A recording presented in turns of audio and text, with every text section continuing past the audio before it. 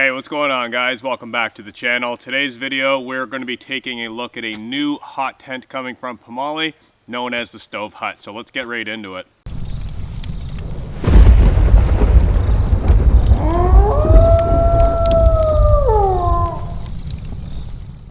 Okay guys, so getting started right off the bat, we do have to cover the specs, and I have the current listing pulled up on my phone from Pomoly.com. I'm going to read down through what they have, and then we're going to get the tent set up.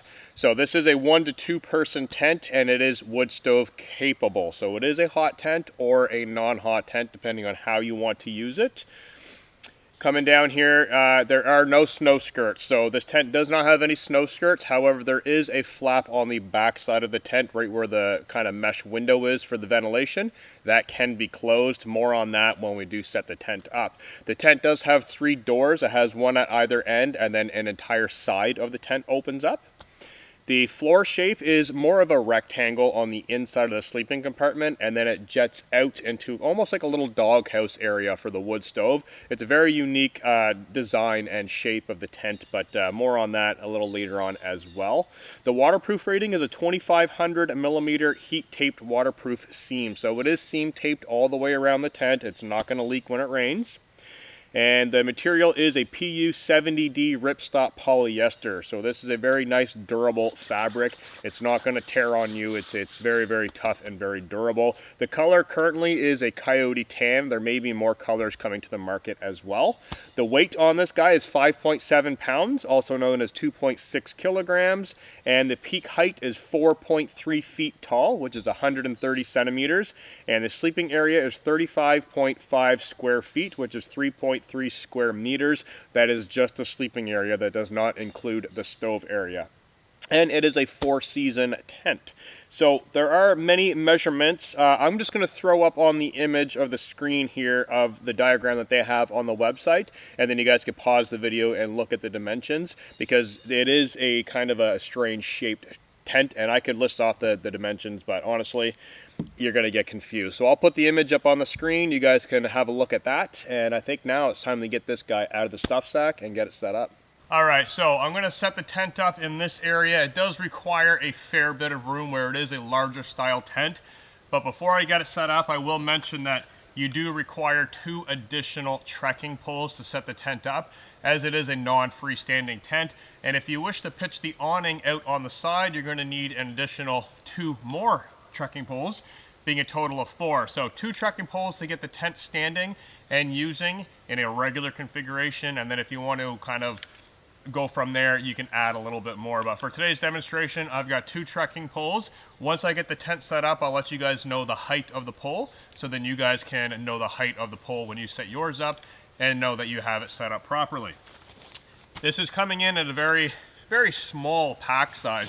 This guy does scrunch down a lot smaller, so for a large tent, it actually packs down very small. It is just a cord lock bag, so it's just a top opening bag, and then it has a handle on the bottom to really help you get the entire tent out. And basically that is it. The tent pegs are included, and all the guy out lines are included. There are tensioners all around the tent. Everything you need to set this up other than trekking poles. I just want to make that very, very clear. So I'm going to get the tent set up, and I'll bring you guys back for an in-depth look. Alright guys, so here we have the basic construction of the stove hut. All the doors are buttoned up right now, and everything is basically in storm mode. So pretend that there was a stovepipe coming out of here. We would have everything buttoned up, and you'd be inside nice and cozy. So out front, this is what I refer to as the doghouse area. This is an extension off of the tent. You guys can see here the stove jack is installed already. There is a roll-up flap. I have been using this with a stove, so I have the flap rolled up and the jack still installed. And this is right where all your wood storage would go if you are using a stove plus the stove. If you're not using a stove, you can do cooking inside of here. You can store your backpack, all kinds of room inside of here, as well as the living space in the rear of the tent. So out here we do have a door that opens up. There's Velcro at the bottom. Has a zip closure. Gaining access into the front of the tent, and if you're outside of the tent, you can come over to the side, load firewood inside of the doghouse, or stoke the stove and do a little bit of cooking on the stove. So I'll bring you guys around for another angle, get a really good look at this space, and kind of get a feel for how big it is. So just rolling this door back out of the way, there are toggles and loops, which are very common on all tents these days. So we can get that pulled back, and if I want to come inside of here, you guys can see that there is a very large amount of room. So in this area for a wood stove, you could fit both a Pomoly mini stove, so we're talking about the Timberwolf stove, the T1 mini, and even the T-brick mini. All of those will fit in here, as well as the medium-sized stove. So if you go up to the T-brick, if you go up to a T1, those larger stoves will fit. But if you go to an Ultra, it won't fit. So you can put the small stoves and the medium-sized stoves in here, no problem. And it gets very toasty warm with a mini stove, I can tell you that. So here we do have a mesh enclosure. This is basically how you would gain access in the front if you're not using a stove. And if you do have a stove, you can feed the stove from inside the sleeping area. So we do have a T-shaped zipper. So there are 2 zips that go along the bottom, and then 1 zip that goes along the top. Normally I don't like that, but I actually like that in this tent, because what that means is if I want to keep this side shut, I can keep this panel shut, and I can roll one panel back enough to reach out and load the stove during fall season when there is still mosquitoes and bugs out. But typically in the wintertime when we're hot tenting, I just unzip that and toggle them back and leave it totally open for the entire trip. So I just wanted to give you guys this look at the area of the doghouse, right where the wood stove goes.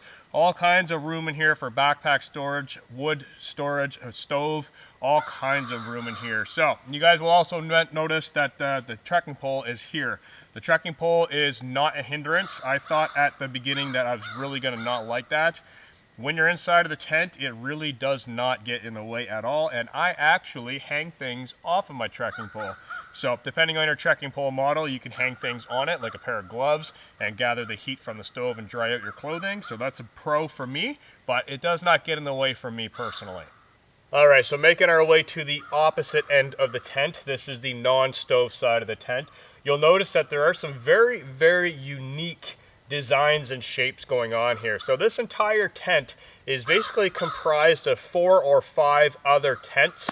It kind of borrows ideas off of all different shapes and styles, going from World War I to World War II. There's a lot of inspiration that was in this tent. And here we have a nice rain beak. So this kind of sheds the rain and the snow away from the door. We then have a door panel, which is a vertical door. It's a 2-part door. And then inside we have another T-zipper to undo the mesh for the bugs. And it's a really, really unique tent. So as you guys can notice here, there is a black seam. This is where the tent body ends. And from my hand to this area, that is all external vestibule space, as this entire panel is one giant zipper to gain access into the side of the tent. More on that a little later on, but I just want to show this area. It does have a nice rain beak, so if you do want to open up both of these solid panel doors, toggle them back, sit inside, and if it's raining, this will just all shed right off and no water will make its way inside. Coming in for a close-up on these cord adjusters. These are very nicely stitched in, and it's a very simple operation of pull the tag end of the cord to tighten it, or lift up on the tongue of the tensioner to loosen it, like so, making it very easy to operate and tension the tent. Up on the top of the ridge, you'll notice that we do have webbing up here, which is very, very reinforced stitching, coupled with a loop on the end and a grommet. So for those who do want to pitch this tent using a ridgeline configuration between 2 trees, you'll be happy to see this feature. All right, so making our way to the opposite side of the tent. So the wood stove would be behind me. That's the other front door entrance. This entire side is a non-door side. So we do have a very nice pull-out located right here. Very nicely reinforced. And like I said, all the seams on the tent are seam taped, so no worries of any leakage. They are very strong. So we've got a very generous triangle gusset here to really pull out. All of these cords, everywhere around the tent, has draw tensioners. So all you got to do is pull it in. The tensioner on this one is located down here, and all the others are located on the tent body. So you just got to simply pull it in, a nice little pull to tighten it up, or a nice little flick to loosen it off, making it very, very easy to operate. Now, this flap down here, this can either be opened or shut. So right now I have it in the open configuration. I'll just draw this back in nice and tight. So if it's raining or snowing, it's all going to come down and shoot right off of there. Now let's say the wind is blowing this way and you really don't want this open, because inside there is an actual mesh panel running the entire length of the tent to help cut down on condensation and to help mitigate the temperature inside, making it more comfortable while you have a wood stove. If you want to shut this flap, you can do so. So I'm just going to loosen these off. I'll loosen the one off of the end, and I'll just lift this up so you guys can see. There is a very large mesh panel. If you don't want that open, all you have to do is pull it down and hook on the rope to the existing pegs down on the bottom. There is a peg down here holding the tent body in, and then you simply move this tent peg inwards and pull it down nice and snug, so it would just be a straight wall if you don't want to have that mesh panel. I personally like it. It offers a lot of ventilation, and it also offers it basically cuts down on condensation. It's very, very nice to have open. And if you're going to be going hot tenting, I highly recommend bringing a winter sleeping bag to help keep you warm and not worry about the drafts and the cold. So that right there is a huge thumbs up for me. Loads of ventilation. Now let's go over to the other side where things get very interesting. All right, guys, so on this side of the tent, things get quite interesting because we have a door on the front, we have a door on the rear, we've got a mesh panel on the other side. Well, this side's totally different. This entire wall opens up and actually can be flopped over the back, or it can be pulled out and guyed out into a rain awning, basically providing you a tarp. So if it is raining or snowing, you can still sit inside of the tent and have a roof over the outside. It's also very nice to throw gear in there, sit in there during the morning cooking or whatever. So down here there are two zippers, one on this end, one on the other end. I'm going to unzip these. There are Velcro on there as well. And we've got this nice flap which is sewn in that stops any side breeze from blowing in while you're sitting underneath. And of course there are adjusters on the end here, so you can dial it in tight or loose with the addition of two trekking poles. So that's one side unzipped. Open up the other side. And for now, I'm just going to throw it over top of the tent and show you guys the very large door on this side. So if you do not want to use this as an awning and you just want to have quick access inside of the tent, there are two large zippers down underneath, making a very large U-shaped door, granting access to the inside of the tent. Now there are toggles up here as well, so if you want to roll this up and keep the mesh out of your face, you can do so, which I highly recommend. There's one there, there's one here, and there's one on the other end, so there are a total of 3 toggles. There are also loops on the inside of the tent running from the head end to the foot end, so if you do want to hang a clothesline inside to help dry out some of your wet clothing, you can do so. I like using those for hanging lights, lanterns, all kinds of things. It makes it a very, very nice roomy tent inside, especially for one person. If you're out here with a wood stove in the front, and you can do all your lounging, getting changed, having all your gear inside of the tent. Plus this entire area here of about 12 inches when the door's shut is another long vestibule area. All right, so with the addition of 2 extra poles, you guys can see the roof area. We've got these nice flaps sewn in here, so any oncoming snow or rain is not going to come directly inside of the tent. These are very important to have, otherwise it would come inside. So we got really nice wind blockers. These extra fins on the tent, they're 4 in total, 1 in each corner. Those add a ton of structural capability of the tent.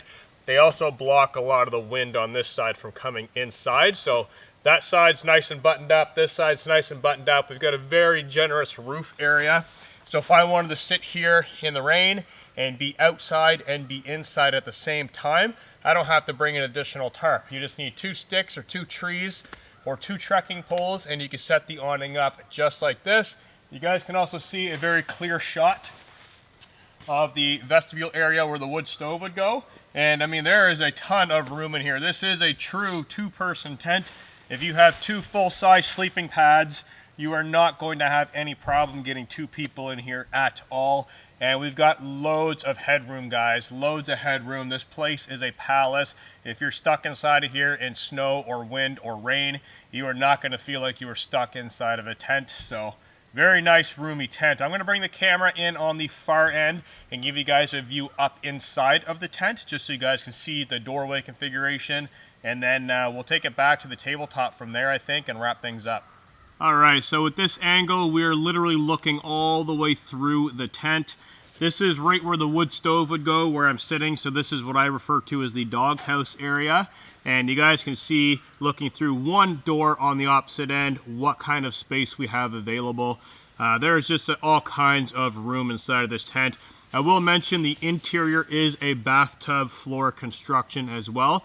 And there are no seams on the floor sheet at all. None in the middle, none going this way or this way, meaning there are no seams to get caught on while you're moving around. The floor is waterproofed and it is made to last quite a long time.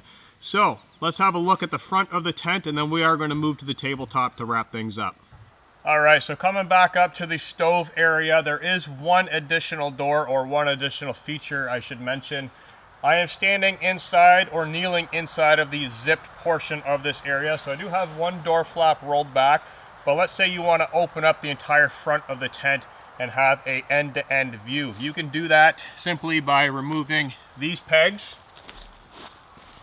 So if I want to remove that peg and roll the door back with the stove jack, there is a loop on the inside and there's a toggle on the outside. So once you get that stove jack rolled up all the way, you can toggle it in, and just like that, you guys can see the entire front is nice and open if you're not using a wood stove, obviously. And then you can roll these mesh doors back, toggle them back, and just have a very, very nice, almost 360-degree view. So that's a good look at the stove hut coming from Pomoly. Let's bring it back to the tabletop and wrap this review up. Okay guys, so after that look at the stove hut from Pomoly, my opinion on this is it is pretty cool. I've actually used this a number of times camping so far, and I'm going to be uploading a video within the next week or so of this tent in action, as well as another non-released Pomoly tent, which is similar to this tent. So if you guys are interested in that, stay tuned into the channel to find out more. But all in all, I have to say the tent is a very nice, strong, durable tent. The color is very nice. All of these guy line adjusters throughout the tent are very important where it is a non-freestanding tent. It is so simple to just dial those into wherever you need the tension to be, making this extremely easy to operate with one or two people. Now, as mentioned earlier, it is a two-person tent, so two people inside of this, you have all kinds of room. And I think it's a very, very interesting and awesome design personally. So with the capability of using trekking poles or sticks in the woods, or running a ridge line between two trees and hooking it on that way, it's pretty versatile. So let me know what you guys think in the comments section, and until next time, peace out guys, and I'll see you in the next one.